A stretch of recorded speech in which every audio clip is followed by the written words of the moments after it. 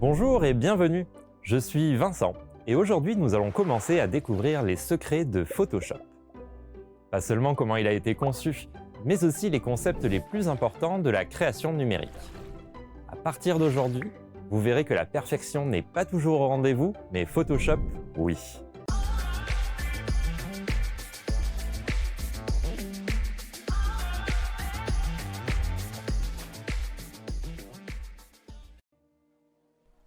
Bonjour à toutes et à tous, j'espère que vous allez bien. Que diriez-vous de découvrir les logiciels de design de la suite Adobe, et particulièrement le plus connu et prestigieux d'entre tous, Photoshop? Vous voulez apprendre à créer vos propres designs originaux? Vous voilà au bon endroit. Et pour cela, il vous faudra bien entendu connaître les bases de ce logiciel très complet, puissant et surtout polyvalent. Mais ne vous en faites pas, nous y viendrons. Pour commencer, nous allons retracer le parcours de ce logiciel depuis sa création jusqu'à son usage actuel. Une fois les connaissances fondamentales sur le logiciel acquises, nous nous attaquerons au deuxième volet qui présentera le pixel et sa composition. Puis, nous verrons comment ce dernier influence la résolution ou la qualité d'une image. Nous parlerons des différents modes de couleurs, ceux qui sont destinés à être imprimés et ceux qui sont créés pour rester sur un écran. Vous aurez ensuite le privilège de découvrir ce qu'est un bit et quels sont ces trois modes sur Photoshop. Puis, on reparlera de l'étalonnage d'écran, de son utilité et du pourquoi du comment. Spoiler, il faut étalonner son écran. Pour finir, nous allons créer différents documents sur Photoshop avec toutes les connaissances acquises au fil de ce module. On dit souvent qu'une idée est très importante, mais sans la maîtrise des bons outils, on ne peut rien faire. Alors prenons le temps de bien se familiariser avec Photoshop afin que vos idées prennent vie. Allez, passons au premier point. Commençons par l'histoire de Photoshop. Je vais commencer par vous raconter l'histoire de Photoshop, qui remonte à 1987. Cette année-là, Thomas Knoll, un brillant étudiant de 27 ans, créait un petit logiciel amateur dans le but de visualiser des images sur son écran. Images comprenant alors seulement différentes échelles de gris. Thomas Knoll était proche de son frère, John Knoll. Ce dernier travaillait dans une entreprise réputée, Industrial Light and Magic, une filiale qui appartenait à George Lucas, le père fondateur de l'immense saga Star Wars, qui eut besoin d'un logiciel de manipulation d'images. C'est à ce moment que John décide de demander à son frère d'améliorer son logiciel.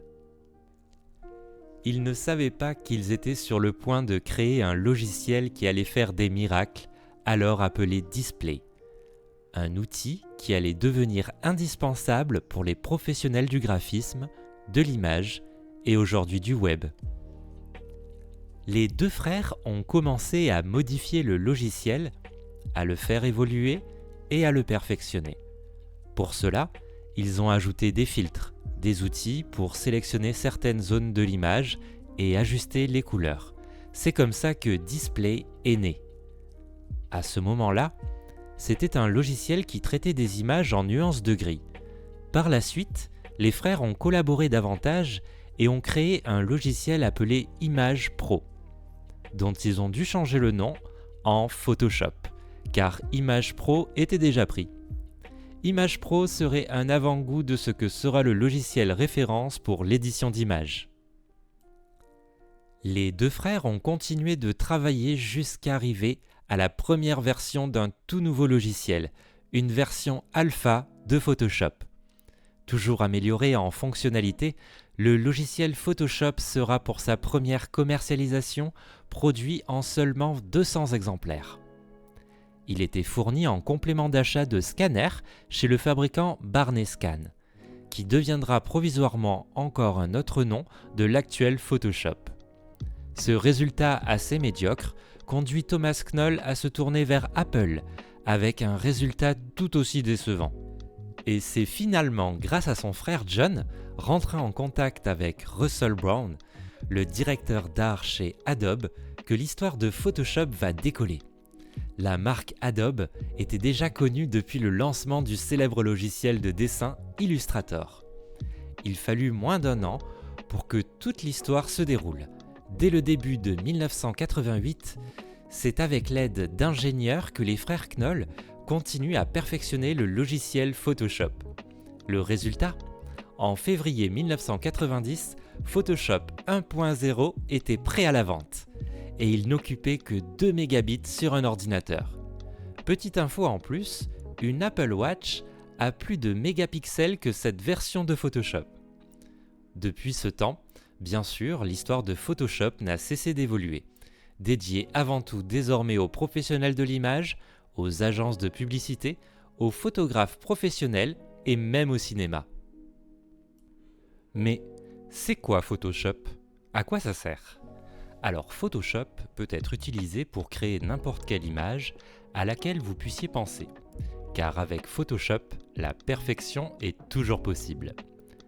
C'est un programme d'édition de photos qui fonctionne avec n'importe quel format d'image, ce qui vous permettra de faire des montages, de manipuler, de modifier, d'éditer et de retoucher autant que vous le souhaitez grâce à tous les outils dont il dispose.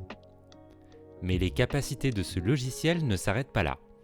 Vous pourrez aussi créer des illustrations, des animations, réaliser des bannières publicitaires pour Internet ou de véritables affiches et même éditer des vidéos ou encore créer de la 3D. Pour les professionnels de la photographie, Photoshop est un outil indispensable dans le processus créatif et permet un peu plus de liberté. Photoshop est devenu le logiciel par excellence pour la retouche, le traitement et le dessin assisté par ordinateur. En fait, cette application vous permet de tout sublimer. Il faut bien l'admettre, son efficacité est assez impressionnante. Et ses possibilités presque infinies. Le nom Photoshop est même entré dans le dictionnaire et le verbe photoshopper est lui aussi entré dans le vocabulaire courant, désignant une retouche numérique de manière générale. Photoshop vient à la rescousse des photographes lorsqu'ils n'ont pas le budget nécessaire pour inclure quelque chose dans leurs photos ou leur image. Ce sentiment est partagé par la photographe de portrait et de mode, Lindsay Adler. Elle dit « Parfois, j'ai de grandes idées, mais je n'ai pas beaucoup de budget. Alors comment faire pour que cela devienne une réalité ? Eh bien, ce que je fais, c'est que je me débrouille avec Photoshop. Avec Photoshop, on peut ajouter ou enlever des objets, changer un personnage d'un endroit. On dit que le ciel est la seule limite, mais ici, vous pourrez même vous incruster dans l'espace. Mais les limites ne s'arrêtent pas là non plus. Avec des collaborateurs toujours plus nombreux, un large éventail de logiciels issus de Photoshop est aujourd'hui utilisé quotidiennement par les graphistes, photographes et maquettistes du monde entier. C'est ainsi qu'au fil des années, leur workshop développera des logiciels de référence, utiles à tous ces corps de métier, comme Photoshop, Illustrator pour la création vectorielle ou InDesign, un expert de la mise en page. L'équipe Photoshop va également s'intéresser au domaine de l'audiovisuel avec After Effects pour les animations et les effets visuels, Premiere Pro pour le montage vidéo, Audition, ingénierie sonore, sans oublier la création de sites web, Dreamweaver, Adobe XD ou encore Muse, pour n'en nommer que quelques-uns. Mais pour l'instant, concentrons-nous sur nos connaissances élémentaires. Saviez-vous que la première image qui a été photoshopée était une image de la femme du créateur sur la plage ? Il a appelé cette image Jennifer in Paradise. Et celle-ci fut utilisée pour une campagne de marketing numérique d'Adobe pour promouvoir le logiciel. À l'époque d'ailleurs, Photoshop ne fonctionnait que sur Mac. Ce n'est qu'à partir de 1993 que Photoshop s'est étendu au deuxième géant technologique, Windows. Nous sommes chanceux car aujourd'hui, en plus de pouvoir utiliser l'application sur Mac et Windows, on peut également y avoir accès depuis nos smartphones pour Android et iOS. Mais au lieu de créer une seule application mobile, Photoshop, qui tenterait de tout inclure, Adobe a préféré répartir les fonctions de Photoshop en 5 applications distinctes. On trouve d'abord Photoshop Express, première tentative notable de créer une application mobile Photoshop. Elle existe depuis quelques années et c'est l'application qui s'approche le moins du Photoshop qu'on connaît. Ensuite fut créé Photoshop Fix, qui reprend les fonctions de retouche et de restauration d'images de Photoshop et les intègre dans un usage phone-friendly. Elle vous permet de soigner les imperfections, d'ajuster la forme des traits du visage, de lisser ou d'affiner la peau et d'effectuer des réglages d'images de base comme l'éclaircissement ou l'ajout de contraste. Puis arrivera son cousin, Photoshop Mix, et la version mobile des outils de mise en page et de composition de Photoshop. Grâce à cette application, vous pouvez supprimer et remplacer des objets de vos images, combiner plusieurs images, travailler avec différents calques et modes de fusion, effectuer des modifications d'images de base et plus simplement, mélanger différentes images pour obtenir une composition unique. Mais si vous êtes un artiste, Photoshop Sketch est l'application qui reprend le moteur de peinture de Photoshop et le transpose sur les appareils mobiles. Quelqu'un qui connaît les fonctions de pinceau de Photoshop sera tout à fait à l'aise dans Sketch. Enfin, on retrouve Photoshop Lightroom CC qui synchronise toutes vos photos et modifications avec votre bibliothèque Lightroom habituelle. Vous pouvez trier, évaluer, étiqueter et modifier toutes les images sur votre appareil ou synchroniser via Creative Cloud. Le seul aspect négatif de Photoshop Lightroom, c'est qu'il faut un abonnement premium qui coûte 4,99$ par mois pour utiliser quelques-uns de ces outils. Alors, même si cela paraît assez onéreux, on peut toujours se rappeler que le logiciel Scalex, c'était le seul logiciel disponible avant Photoshop pour éditer des images et il coûtait 300$ par heure d'utilisation. La raison de ce prix ? Tout simplement parce que son utilisation demandait des ordinateurs de laboratoire.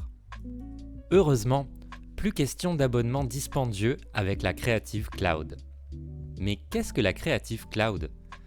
Connue sous le nom d'Adobe CC ou Adobe Cloud, il s'agit d'une collection complète de logiciels de bureau et d'applications mobiles Adobe regroupées sous une même enseigne.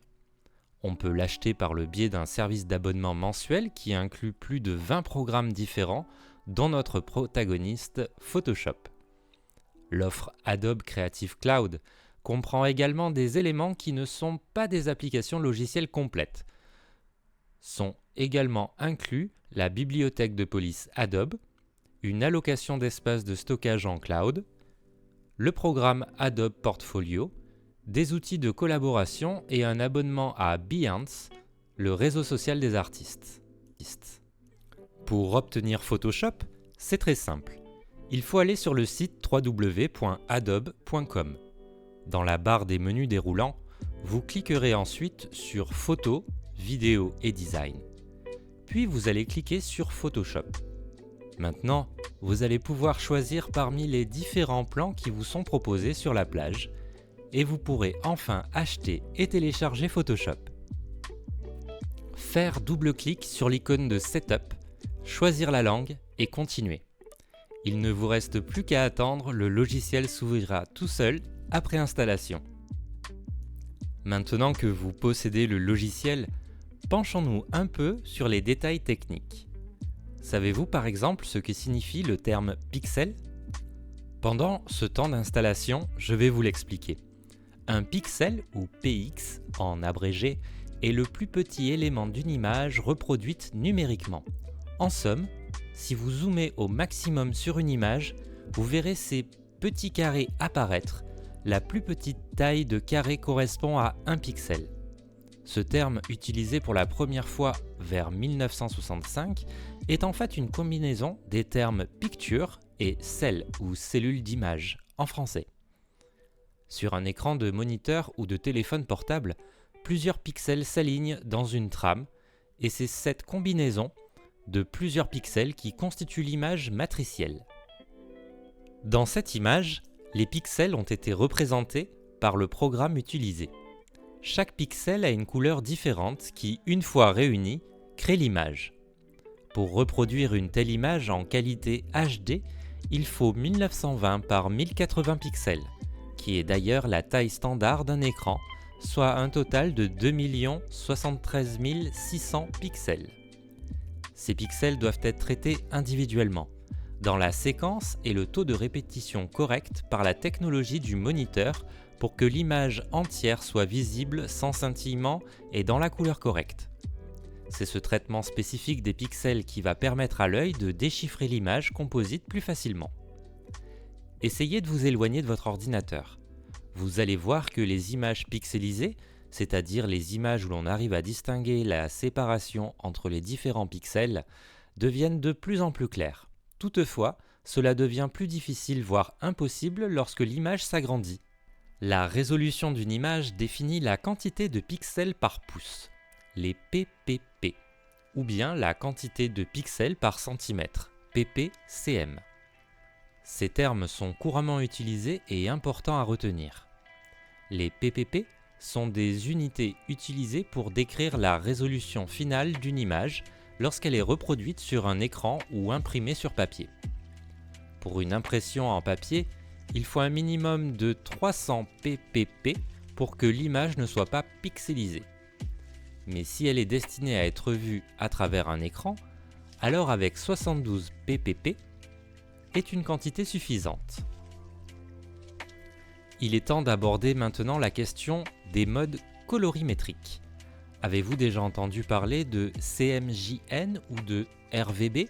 Voyons cela ensemble. Commençons par voir de quoi sont faits les pixels. Pour qu'un pixel représente une couleur spécifique, il est composé de sous-pixels dans les couleurs rouge, vert et bleu ou RVB. La couleur du pixel individuel est une combinaison des valeurs de couleur des 3 sous-pixels rouge, vert et bleu dans chaque cas. Autrement dit, chaque pixel est à lui seul un mélange des 3 couleurs. Ce mélange, une fois créé, amène des couleurs différentes. Cette manière de mélanger les couleurs, on l'appelle RVB, mais il existe aussi CMJN. N'ayez pas peur de ces acronymes. Je vais vous expliquer ce que sont ces modes de couleurs RVB et CMJN, comment ils fonctionnent et quand il est préférable d'utiliser chacun d'eux. RVB, rouge, vert et bleu, est le mode colorimétrique des images numériques. Utilisez ce mode de couleur si votre création est censée être affichée sur n'importe quel type d'écran. Avec le RVB, les graphistes peuvent contrôler des aspects tels que la saturation, la brillance et l'ombrage d'une des 3 couleurs sources. Cette manière de mélanger les couleurs numériques s'appelle le mélange additif. Comme il s'agit d'une opération numérique, le designer manipule la façon dont la lumière est traitée à l'écran pour créer la couleur qu'il recherche. Si la destination finale de votre projet de graphisme est un écran, ordinateur, smartphone, tablette, téléviseur, appareil photo, etc., utilisez le mode de couleur RVB. Il vous faut vous tourner vers le RVB si votre projet de conception implique par exemple des sites web, des réseaux sociaux ou des vidéos. Le CMJN, cyan, magenta, jaune, noir, est l'espace couleur pour les documents imprimés. Vous avez déjà dû voir cette séparation des couleurs en changeant les cartouches de votre imprimante. Une imprimante crée des images en mélangeant les couleurs CMJN à divers degrés avec de l'encre physique. C'est ce qu'on appelle le mélange soustractif. Toutes les couleurs commencent par le blanc vierge de la feuille et chaque couche d'encre réduit la luminosité initiale pour créer la couleur voulue. Lorsque toutes les couleurs sont mélangées ensemble, elles créent du noir pur.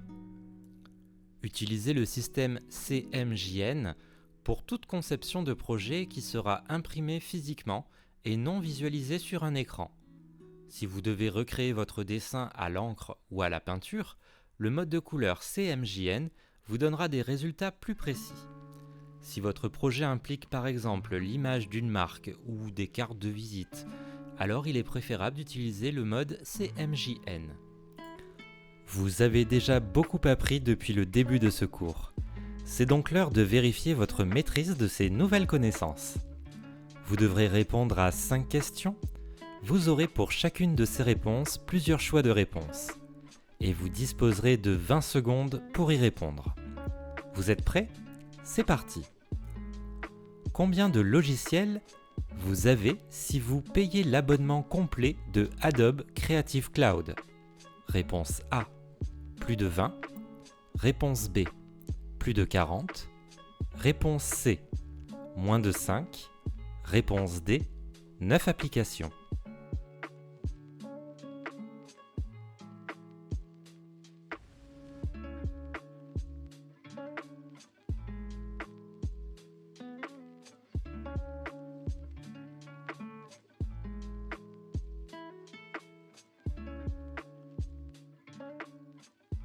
La bonne réponse était la réponse A. La Creative Cloud est une collection complète de logiciels de bureau et d'applications mobiles Adobe qui inclut plus de 20 programmes différents, dont notre protagoniste Photoshop. Donc la réponse correcte, c'est la réponse A.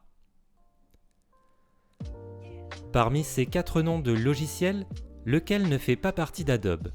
Réponse A, Premiere Pro. Réponse B, Audition. Réponse C, After Pro. Réponse D, InDesign.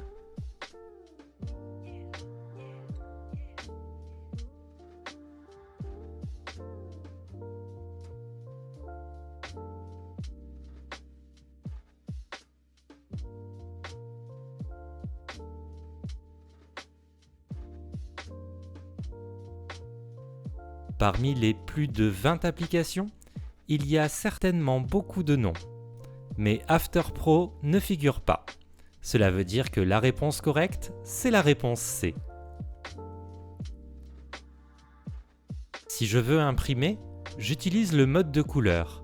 Réponse A, RFV. Réponse B, RVB. Réponse C, CMJN. Réponse D, CMGN.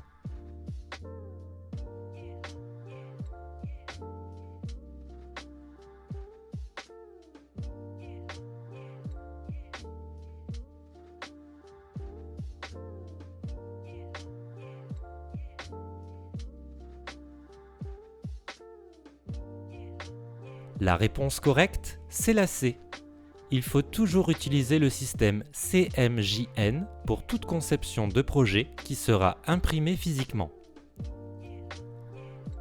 Si mon projet est entièrement digital, j'utilise le mode de couleur. Réponse A, RVB. Réponse B, CMJN. Réponse C, RFV. Réponse D, CMGN.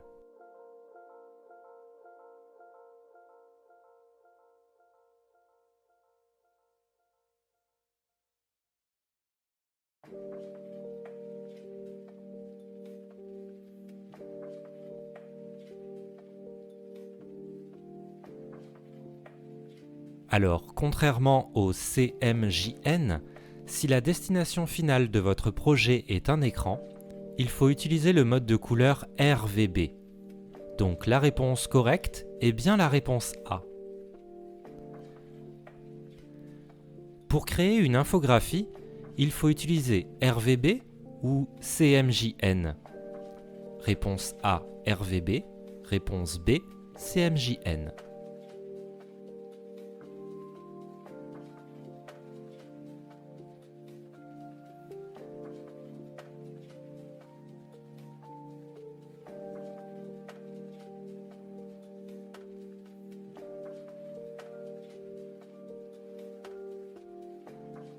Et oui, il faut vous tourner vers le RVB si votre projet de conception implique des sites web, des réseaux sociaux ou des vidéos, donc une infographie devrait être faite en RVB. La bonne réponse était donc bien la réponse A. Voilà, c'est tout pour ce petit quiz. J'espère qu'il s'est bien passé. Et je vous propose de reprendre ensemble là où nous nous sommes arrêtés. Nous allons voir ce que signifie le terme anglais bit. Tous ces modes colorimétriques peuvent avoir un nombre de nuances des couleurs différentes. On appelle ces différentes nuances de couleurs des bits. Ces différentes nuances de couleurs peuvent être segmentées en 8, 16 et 32 bits. Le bit, c'est une contraction des termes anglais binary digit ou chiffre binaire.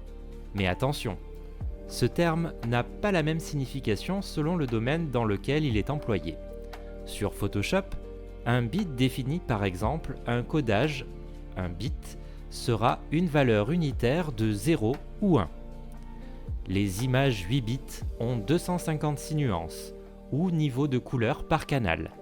Pour le RVB, cela signifie que l'image peut contenir 256 par 256 par 256, soit 16,7 millions de couleurs.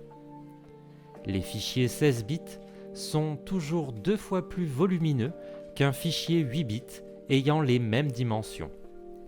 Le 16 bits utilise 65 536 nuances de chaque couleur par canal, ce qui donne un total de 281 trillions de couleurs pour le RVB. L'œil humain ne peut distinguer qu'environ 10 millions de couleurs. Vous pouvez donc vous demander quel est l'intérêt du 16 bits ou le 32 bits avec 16 777 216 nuances. La réponse est que cela vous donne une marge de manœuvre pour le montage. Si vous effectuez des modifications importantes sur une image 8 bits, vous perdrez une grande partie des niveaux d'origine de l'image, ce qui entraînera des transitions entre les nuances moins lisses. De plus, si vous faites un dégradé, l'impression ne rendra pas comme vous le souhaiteriez, car votre dégradé a différentes bandes de couleurs juxtaposées en raison des niveaux manquants. En revanche, un dégradé lourd sur un fichier 16 bits ou 32 n'aura pas d'effet négatif. Le 16 bits est le meilleur compromis, car il permet d'avoir une bonne qualité de nuance et il n'est pas trop lourd. Maintenant, on va découvrir s'il faut réellement étalonner son écran. Petit spoiler, la réponse est oui. D'abord, il faut savoir ce que c'est l'étalonnage. L'étalonnage permet d'avoir un affichage optimal et fiable. L'étalonnage consiste à ajuster ses paramètres afin que l'affichage soit le plus fidèle possible à ce qu'est réellement une image en termes de couleur. Si vous cherchez le logo d'une marque connue sur votre écran et que ça ne rend pas pareil dans la vie réelle, il est probable que votre écran ne soit pas bien étalonné. Avant de commencer à créer un document sur Photoshop, il faut d'abord étalonner l'écran. Oui, mais pourquoi ? Parce que l'étalonnage assure également la cohérence du rendu d'une image sur différents supports bien étalonnés. Il assure que ce que vous voyez sur votre écran est la même chose que les autres vont voir sur les leurs. Pour un utilisateur standard, la qualité de rendu d'un écran n'est pas primordiale. Elle n'est pas une préoccupation majeure lorsqu'il s'agit de naviguer sur Internet, de faire du traitement de texte ou même de regarder un film. Pour le traitement d'images ou de vidéos, c'est un élément crucial. En effet, en tant que photographe, graphiste ou autre, le rendu visuel est un élément essentiel. Mais si votre écran est mal calibré, votre vue est déformée. Vous pouvez être amené à faire des corrections en fonction de ce que vous voyez, mais qui sont contraires à ce qu'est réellement l'image. Finalement, l'image ou la vidéo ne sera belle que sur votre écran, et pas sur celui d'un autre. De même, l'étalonnage est fondamental si vous souhaitez imprimer votre travail. Cela garantit que ce que vous voyez sur votre écran sera fidèlement rendu sur le papier. Je vais maintenant vous expliquer comment calibrer votre écran d'ordinateur afin d'optimiser l'image que vous y voyez.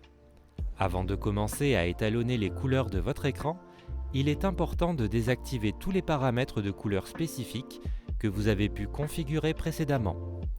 Pour ce faire, vous devez ouvrir le menu de votre moniteur et rechercher les profils qui configurent votre moniteur pour mieux afficher certains types de contenus ou les technologies qui améliorent l'image. Vous devez désactiver ces éléments. Attention! Le moniteur doit avoir été allumé pendant plus de 30 minutes pour obtenir un résultat précis. Alors, pour étalonner son écran, écrivez dans la barre des tâches « Étalonner ». Cliquez sur le premier outil et suivez les instructions. Vous allez voir, la première chose qui va apparaître, c'est Gamma. Ce paramètre mesure la capacité de votre moniteur à récupérer les informations dans les zones les plus sombres et les plus claires d'une image. En réduisant sa valeur, vous obtiendrez des images plus lumineuses, mais ce qui se trouve à l'intérieur des zones plus lumineuses n'apparaîtra pas bien. Vous perdrez des informations sur l'image.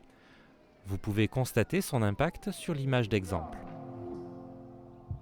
D'abord, il va nous falloir étalonner le gamma. On va essayer de faire en sorte que votre écran ressemble le plus possible au dessin du centre. Si vous augmentez le gamma, les zones les plus claires seront moins lumineuses et vous verrez mieux ce qu'elles contiennent, mais les zones les plus sombres seront moins visibles. Vous perdrez également des informations.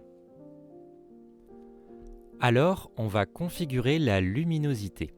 Elle indique au moniteur comment restituer les couleurs les plus sombres. En d'autres termes, si le paramètre est trop faible, l'image paraît sombre et manque de détails. Et s'il est trop élevé, les noirs de votre image paraîtront trop gris. Maintenant, on va cliquer sur Suivant et à l'aide des contrôles de notre écran, on va essayer de faire en sorte que l'image ressemble le plus possible à celle du milieu de la diapo, c'est-à-dire une image ni trop sombre ni trop grise. La luminosité sera ensuite réglée dans les sections de réglage de votre écran. Maintenant, voyons comment étalonner le contraste. Le contraste mesure la différence d'intensité entre les noirs les plus profonds et les zones les plus claires de l'image. Grâce à ce paramètre, nous pourrons distinguer les objets de l'arrière-plan. Si la différence de couleur ou de luminosité entre les deux est d'au moins 0,3%, à savoir le seuil de contraste. Si le contraste est trop faible, l'image sera trop sombre et manquera de détails. Et s'il est trop élevé, elle sera trop claire et manquera également de détails. Cherchons sur les boutons de notre écran la configuration du contraste et essayons de rendre votre image la plus ressemblante possible à celle qu'on vient de voir qui était au milieu. L'étape suivante nous aidera à corriger les couleurs dominantes pour obtenir une échelle de gris neutre. Comme vous pouvez le noter, il y a 3 couleurs de pixels rouge, vert et bleu. C'est pour ça qu'on choisit les couleurs prédominantes des pixels de notre écran. On doit faire qu'ils soient le plus neutre possible. Une fois l'étalonnage terminé, nous pouvons afficher les paramètres précédents et les comparer aux paramètres actuels en cliquant sur le bouton Étalonnage précédent et Étalonnage actuel. Si le résultat ne vous plaît pas, on peut étalonner et définir d'autres valeurs. Une fois l'étalonnage de l'écran terminé avec l'outil intégré de Windows 10, nous pouvons lui donner une autre tournure en rendant le texte plus facile à lire à l'écran. Depuis l'outil de calibrage de l'écran, il nous est possible de lancer cet utilitaire appelé ClearType Text Optimizer que je vous recommande vivement d'utiliser. Si nous laissons la case cochée et cliquons sur Terminer, il s'ouvrira automatiquement. Il vérifiera que nous sommes à la résolution native du moniteur et nous garantira une meilleure expérience. Il suffit maintenant de sélectionner l'affichage qui nous convient le mieux dans les 5 fenêtres avec options. En sélectionnant ces 5 échantillons, il optimisera le texte pour que celui-ci s'affiche automatiquement. Il ne nous reste plus qu'à cliquer sur Terminer. Lorsque nous fermerons l'utilitaire de calibrage de l'écran, voyons comme il est facile de voir le texte. Il est bien plus net et plus clair à l'écran. Pour pallier ces étapes, l'option la plus simple pour étalonner un écran est de se procurer un dispositif d'étalonnage matériel. Ces colorimètres comme ceux de Spider-X ou X-Rite sont des appareils coûteux mais très efficaces pour obtenir le meilleur étalonnage possible. Cependant, j'ai préféré vous montrer un moyen simple et qui se passe de dépenser des centaines d'euros pour un appareil à usage unique. Rappelez-vous, un écran doit être étalonné régulièrement. En plus de ce que nous venons de faire, je vais maintenant vous montrer d'autres outils gratuits. Regardons par exemple Lagom. Lagom est l'outil de calibration en ligne. C'est le plus accessible, le plus facile et mon préféré. D'ailleurs, il est gratuit. Le principal avantage de ce site est que nous disposons d'une fenêtre distincte pour chacun des tests d'étalonnage, ainsi que d'une brève description de chaque paramètre et des valeurs que nous devrions obtenir. Il est en anglais, mais à l'aide d'un traducteur comme DeepL, on peut lire et faire tous les tests pour notre écran. Lagom nous donne la possibilité de calibrer la luminosité, le contraste, la netteté ou même les angles de vision du moniteur. Il est conseillé de procéder un par un, de gauche à droite, et de suivre les étapes indiquées. Les tests les plus difficiles sont peut-être ceux qui concernent l'étalonnage du gamma, pour lesquels il faut s'éloigner un peu plus de l'écran ou les angles de vision mentionnés plus haut. Mais le Lagom est simple et facile à comprendre. Intéressons-nous aussi à Photo Friday. Ce site est davantage axé sur la conception photographique, mais comme son seul test tourne autour de la luminosité et du contraste, il peut être aussi utile dans la conception de jeux vidéo ou de reproduction de contenus vidéoludiques ou vidéogrammes. Sur ce test, nous devons régler notre moniteur pour que les noirs soient vraiment noirs, au lieu d'être gris, de même que les blancs doivent être vraiment blancs. Les critères sont aussi simples que l'utilisation de ce site web.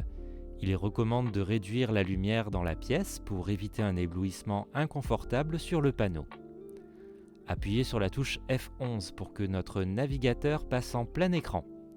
À partir de là, et de notre position habituelle, on peut commencer la calibration avec le menu des paramètres de notre moniteur, comme montré tout à l'heure.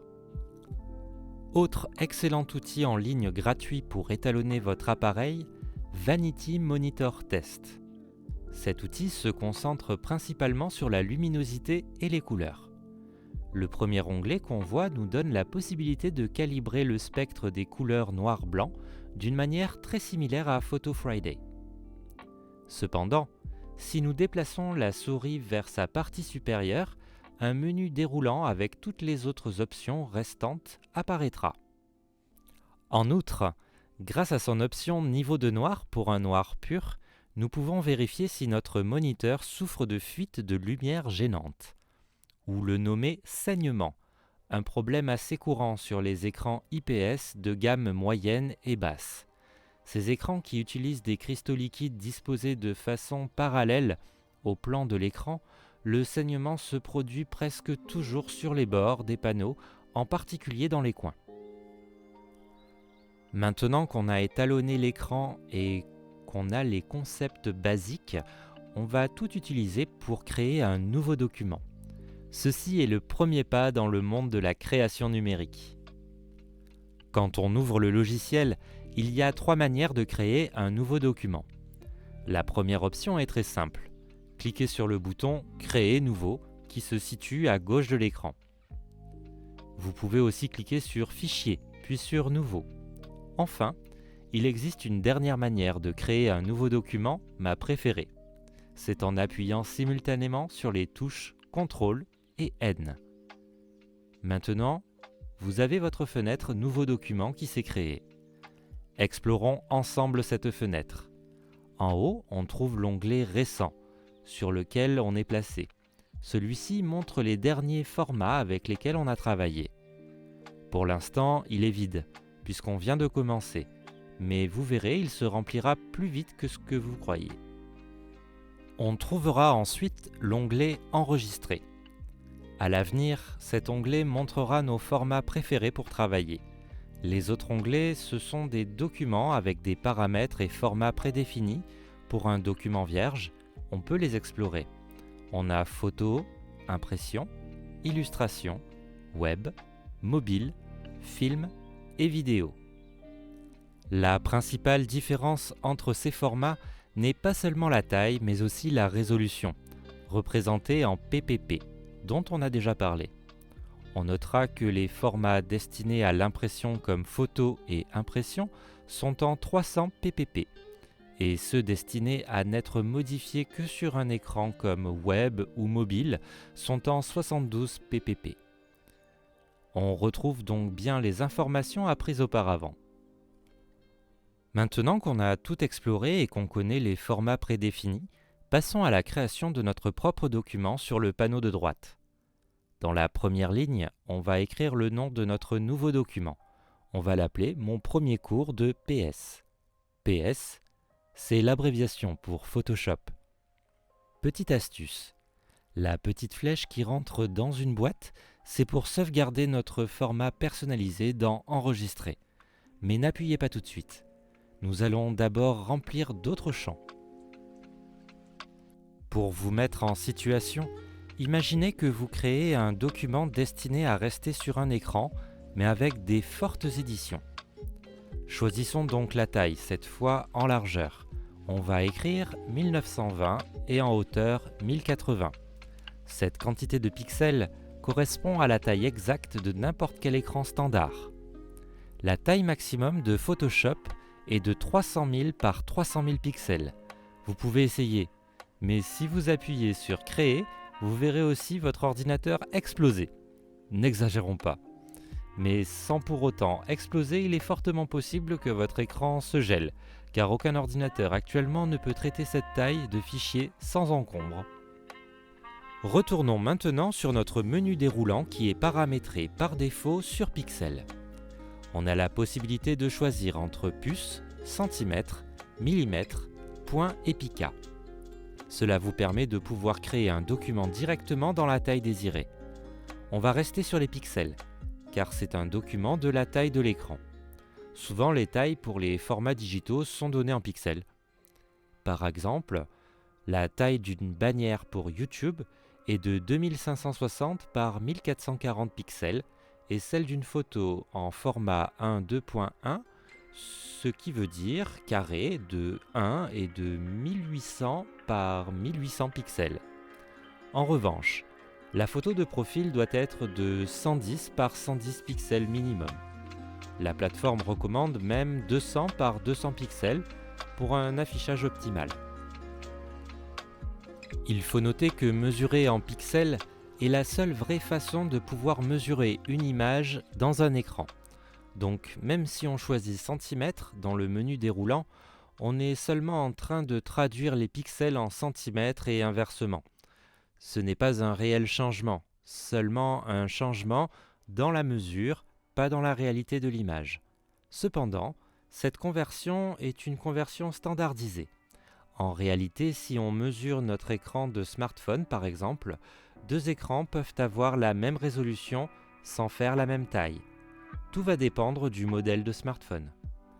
Notez que dans la partie mobile de Photoshop, les tailles sont montrées en pixels et pas en centimètres. Donc n'oubliez pas cette information quand vous alternerez entre votre ordinateur et votre téléphone. On trouvera aussi deux petits cadres d'orientation qui nous montrent l'orientation qu'aura notre plan de travail, vertical ou horizontal. Choisissons maintenant la résolution en ppp.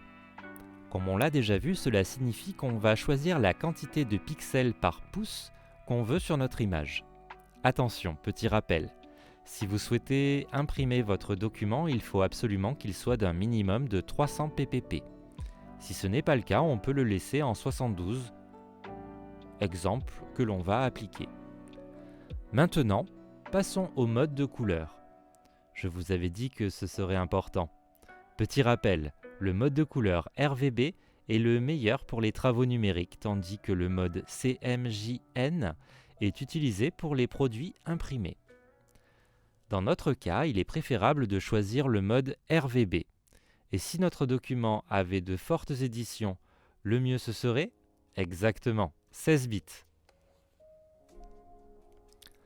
Sur le contenu de l'arrière-plan, on trouvera aussi un menu déroulant avec blanc, noir, couleur arrière-plan, transparent et personnalisé. Si vous allez sur le transparent, vous remarquerez que le petit carré est devenu vide. Choisissez l'option blanc. Appuyez sur Créer. Bravo! Vous avez créé votre premier document Photoshop. Votre document doit ressembler à celui que vous voyez ici. Ensuite, remarquez l'apparition d'un petit onglet qui s'est créé. Comme sur votre navigateur web, cet onglet vous sera utile pour naviguer entre vos différents fichiers Photoshop de la même manière dont vous naviguez entre vos différentes fenêtres sur votre navigateur. Dans la barre de navigation des fichiers de Photoshop, vous allez appuyer sur la petite croix de l'onglet de votre document, ce qui va le fermer. Nous verrons plus tard quels sont les différents types d'enregistrement de fichiers. Maintenant, créons une carte postale qui n'aura pas beaucoup d'édition, mais qui sera imprimée en 10 cm par 15 cm. On va donc aller dans Impression, et on ne va pas nommer ce fichier. Rentrons les informations suivantes, 15 de largeur et 10 de hauteur. Et dans le menu déroulant, on va choisir la valeur centimètres. Comme vous pouvez le remarquer, les valeurs ont changé. Ceci est dû au fait que Photoshop a converti nos pixels en centimètres. Donc pensez toujours à mettre d'abord si c'est pixels, centimètres ou autre. Sélectionnons à nouveau 15 en largeur et 10 en hauteur, et pour la résolution, comme c'est pour un projet qui va être imprimé, elle sera de 300 ppp. Le mode colorimétrique est donc CMJN, car ce dernier va être imprimé. Comme l'image ne sera pas trop éditée, on va la créer en 8 bits avec un arrière-plan blanc. Cette fois, avant de créer le document, on va appuyer sur la petite flèche avec la boîte autour, afin d'enregistrer le type de document qu'on est en train de créer. On va écrire « Ma carte postale » et on va cliquer sur « Enregistrer ». Maintenant, dans nos fichiers enregistrés, on a une carte postale de 15 par 10 cm en 300 ppp. Si on clique dessus, toutes nos données pour créer un document se remplissent automatiquement sauf le nom. Essayons avec d'autres et retournons au document enregistré. Si on clique sur un format préfet, toutes nos données pour créer un document se remplissent automatiquement sauf le nom ici aussi. Maintenant, on a un document horizontal qui ressemble à celui-ci et on va le nommer postal. Maintenant, imaginez que vous avez finalement décidé de considérablement éditer votre image. Dans ce cas-là, allez dans votre barre de menu supérieure, appuyez sur le menu déroulant Images, puis allez sur Mode et appuyez sur 16 bits. La même procédure marchera si vous avez créé un document RVB sans faire exprès par exemple. Rapidement et pour finir le cours, vous allez apprendre à enregistrer le document. Vous allez cliquer sur Fichier puis Enregistrer et vous allez choisir une destination comme vous pouvez le constater. Le fichier Photoshop se sauvegarde en format PSD. Vous allez cliquer sur Enregistrer. Ou, si vous avez fait une petite modification, appuyez sur CTRL plus S en même temps. Cela suffit pour sauvegarder. Il faut faire CTRL plus S toutes les 10 minutes quand on travaille sur n'importe quel logiciel d'Adobe, car on a tendance à oublier de sauvegarder et au moindre bug du logiciel ou de notre ordinateur, l'avancement de notre projet peut être perdu. Ces logiciels ont tendance à faire ralentir l'ordinateur au point de bloquer le logiciel et d'arrêter l'ordinateur. En conséquence, Photoshop ne sauvegarde rien de ce que vous avez fait et vous devrez repartir à zéro, ce qui serait quand même dommage. Voyons maintenant ensemble, dans ce cas pratique, quelques exemples de création de contenu. Une bannière de YouTube, qui aura beaucoup d'éditions, donc 16 bits. Attention, on a déjà parlé de la taille de cette bannière, mais je vous le rappelle tout de même, c'est 2560 par 1440 pixels. On emploie le mode RVB puisque l'image est destinée à n'être vue que sur un écran. Un document A4, pour lequel vous allez vous servir de fichier préfet pour créer un menu de restaurant. Alors en CMJN et en format vertical qui nécessitera beaucoup d'édition, donc 8 bits sera suffisant. La maîtrise et la bonne création d'un document sont pour moi les choses les plus importantes à retenir pour nos futurs cours, du moins jusqu'ici. Mais pas de panique, je vous accompagne pas à pas pour notre dernière slide de cours. Nous allons maintenant revoir tout cela en vidéo ensemble. Soyez attentifs. Donc comme on l'a dit, pour créer un nouveau document, il existe 3 manières. Ici, on va suivre le chemin Fichier, puis Nouveau. Ensuite, on va écrire le nom du fichier, bannière YouTube, et saisir la largeur et la hauteur en s'assurant bien d'être en pixels.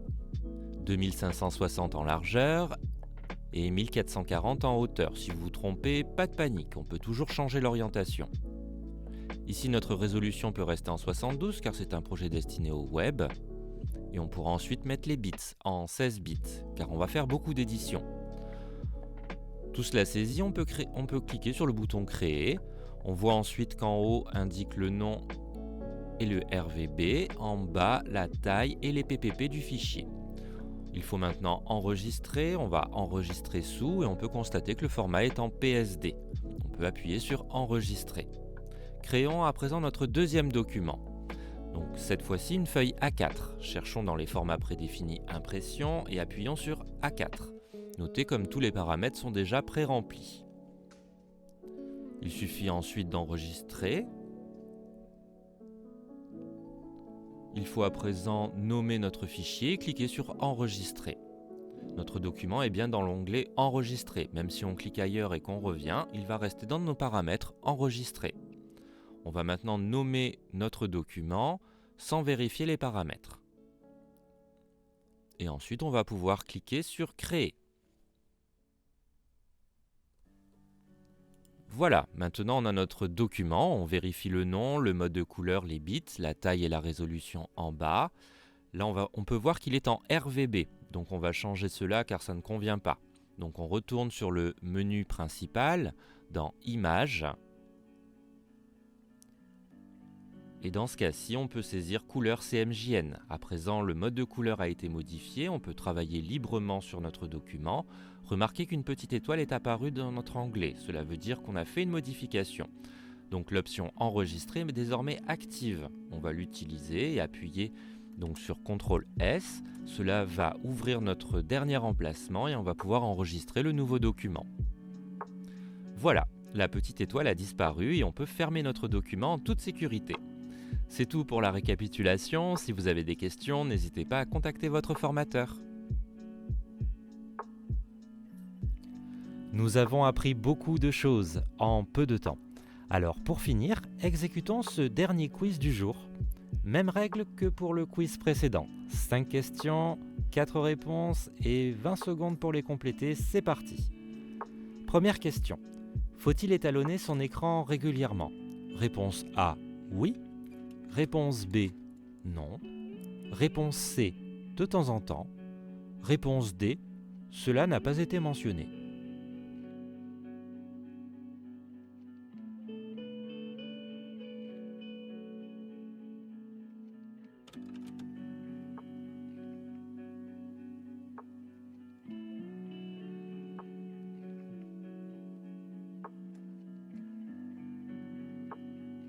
La réponse correcte est la réponse A.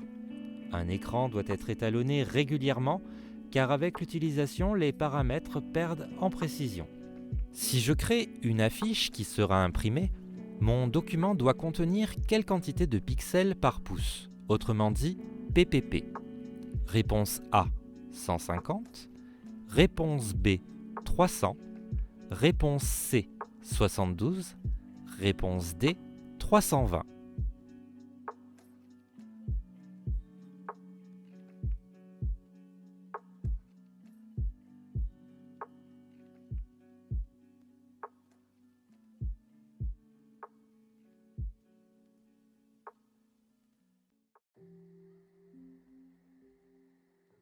Si vous souhaitez imprimer un document, il faut absolument que la résolution soit minimum de 300 ppp, car c'est une impression en papier, a besoin d'un minimum de 300 ppp pour que l'image ne soit pas pixelisée. La bonne réponse était donc B. Si je vais faire de grandes éditions et imprimer, mon document doit être A. 8 bits et 72 ppp, B. 16 bits et 72 ppp, C. 8 bits et 300 ppp. D. 16 bits et 300 ppp.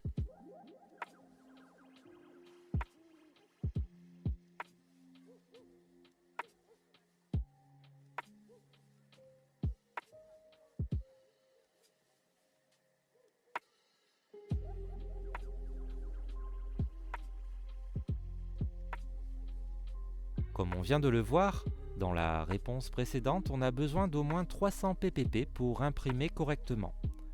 Pour une édition, le 16 bits est plus correct, car il permet d'avoir une bonne quantité de nuances de couleurs et il n'est pas trop lourd. Donc la réponse correcte, c'est la réponse D. Savez-vous combien il existe de manières pour créer un nouveau document? Réponse A, une seule. Réponse B, 2. Réponse C, 3. Réponse D, 4.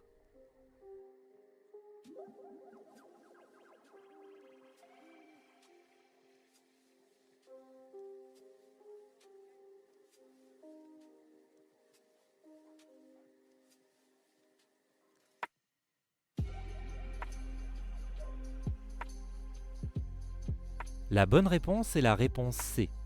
Il y a 3 manières de créer un nouveau document. Depuis la barre des menus sur Fichier, Nouveau, depuis le clavier avec CTRL plus N, et depuis le bouton Créer nouveau. Imaginons que l'on veut créer un flyer avec des images éditées. Quel est le bon paramétrage? Réponse A, RGB 16 bits 300 ppp. Réponse B, CMJN 8 bits 72 ppp. Réponse C, RGB 32 bits 300 ppp. Réponse D, CMJN 16 bits 300 ppp.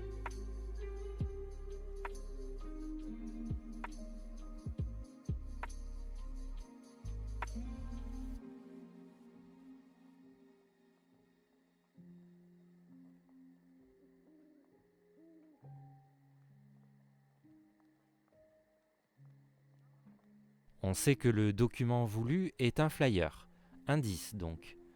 On cherche à imprimer, alors c'est forcément en CMJN à 300 ppp. Puis, comme c'est avec des images éditées, il faut partir sur 16 bits. La bonne réponse était donc la réponse D. Je vous remercie d'avoir tout bien suivi jusqu'ici. On se penchera la prochaine fois sur l'interface de Photoshop plus en détail, mais pas de panique, je serai là pour vous accompagner. À bientôt. Merci d'avoir suivi ce cours. J'espère qu'il a répondu à vos attentes. On se retrouve très prochainement pour la suite de votre formation. À très vite.